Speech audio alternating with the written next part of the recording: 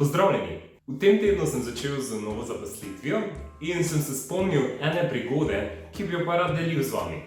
In sicer gre za enega izmed ta bolj čudnih razgovorov, ali kako se naj izrazim. Namreč v lanskem letu sem dobil povabilo na razgovor. Ravno je bilo obdobje, ko sem iskal zaposlitev in sem bil zelo vesel vsake priložnosti, kjer sem se imel dejansko res šanso predstaviti in dati vse od sebe. In v sklopu tega iskanja dela in pač novih priložnosti sem v bistvu tudi poslal prošnjo na eno podjetje, ki pa ima sedež na Koroškem. Prijavil sem se za delo referenta, torej v administraciji, nič kaj težkega, nič kaj ne bi znal, pa sem bil prav vesel. Pa tudi se mi ni bil problem peljati na Koroški konec. V bistvu še sam nikoli nisem šel z avtom tja, tako da sem imel manjši izlet. Pa še lepo vreme je bilo na tisti dan, tako da to je ful fajn bilo. No, da na hitro strnem dogodke, ki so se dogajali pred in po. Zdaj v bistvu, preden se prijavim na delovno mesto, vedno preštudiram, če sem jaz pravi kandidat in če podjetje pravo zame, oziroma je to mesto, kjer želim delati, oziroma če moje kompetence ustrezajo razpisanim.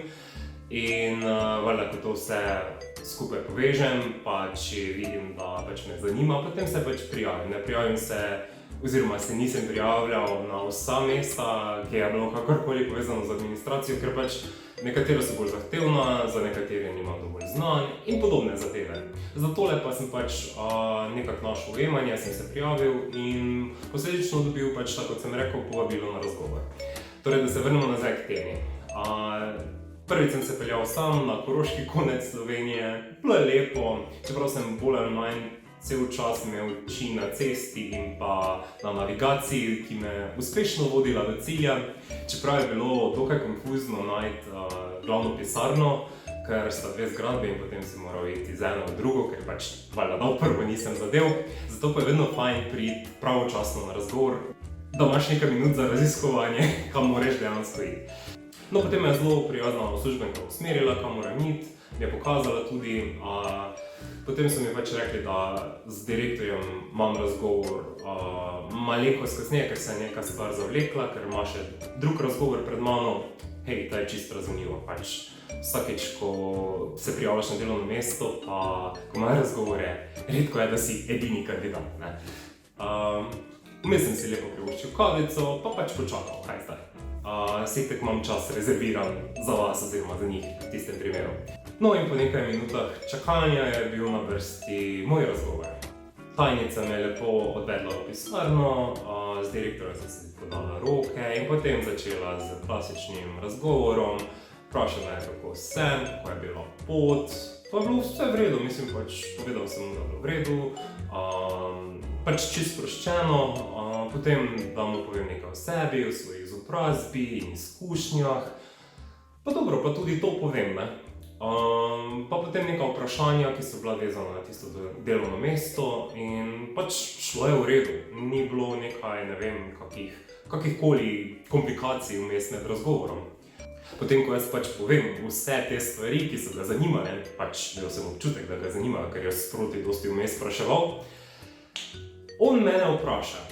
Ja, tako kot ste rekli, ne, hodili ste vi na višjo za gostinstvo in turizem v Mariboru, študirali wellness, torej imate neke veze z gostinstvom. Pa jaz pa gledam, no, kot sem že omenil med razgovorom, je bila ena izkušnja, ko sem delal v gostinstvu in se v tem nisem našel, zato sem pa potem tudi šel dalje. Okej, pa bi vas to delo še zanimalo?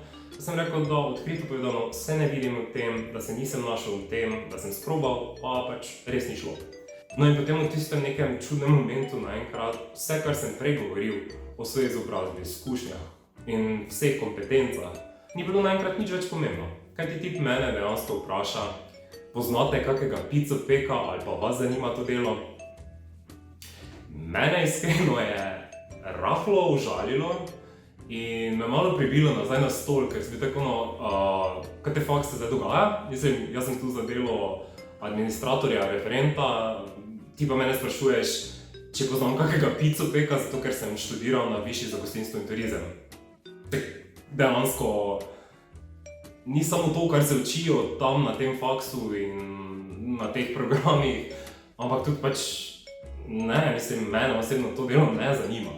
Pa prišel sem sem zaradi drugega delovnega mesta, ko je bilo še v vabilu jasno napisano, da me vabite na razgovor.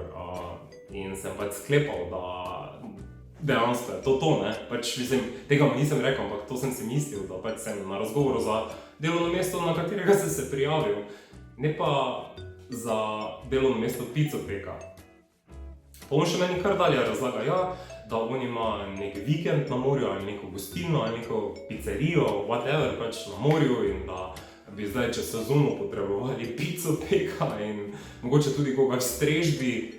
Pa sem jaz še samo gledal, mislim, saj ne veš, kaj v glavi mi je delalo, ful v glavi sem bil, what the fuck, jaz sem vsaki cajt vstal pa šel ven, pa rekel, da naj se naučujem s koga drugega, ampak dejansko to nisem naredil, pač v glavi sem svoje mislil, pač obdržal pa poker face, pa samo kimal, pa pustil njemu, da on to vse ven pove, kaj on išče v picopeku in mogoče tudi na pakarju ali pa da je vsaj kuhar. Ampak na koncu, ko je on končal tudi svoj govor in kaj on išče, sem mu jaz rekel, da ne, da jaz za to delovno mesto nisem zainteresiran, da sem se prijavil za delo referenta, ne pa za delo picopeka. In pol me on vprašal, pol bi si vi želeli potem raje delati kot referent pri nas, pa jaz tako, ja, zato sem pa tukaj. Pa on rekel, ja, hvala lepa, bomo razmislili pa vas obvestili. In potem sem pač jaz tako tudi rekel, hvala lepa vam za priložnost, pa lep dan še naprej, sva si podala roke in šla vsak svojo pot.